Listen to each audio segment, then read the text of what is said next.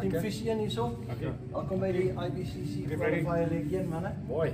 En Swan, ik hoef zeker niet te vragen, hoe kom je ingeschreven? Maar vertel me in elk geval, wat is jullie doel om in te schrijven bij die IBCC?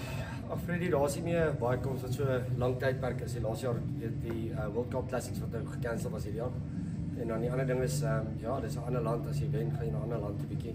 Ons was gelukkig al 2 jaar oor see gewees, maar dit was Frankryk, dis Nigeria. So ja, iets om na uit te sien en as ons weet gelukkig genoeg is om gebless genoeg is om weer te gaan, dan ja, dan sit weer nuwe dinge. Jy het om laas jaar ook gevang. Yes. Sê vir my, sal julle hierdie kompetisie aanbeveel vir ander spanne en so aan? Ja, nee, absoluut. Ek meen dis reg gereël en die feit dat daar verskillende legs is en dan maar is apart, verstaan? So jou kilogramme maak nie saak van die eerste of die tweede lekkie. Ek dink is great. So nee, wat ons ek kan nie dink dat mense nie wil kom nie. Ek meen as jy classics daai tyd gevang het 5-6 dae. Ek dink dis wat die ouens bietjie afsit, maar ek meen dis 5-6 dae en hy val oor 'n naweek. So is eintlik net 3 dae wat jy mis.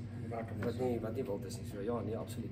Sê vir my en waarvan af is julle almal? Centurion, Ja, Pretoria was Hartbeespoort, sommer om die draai.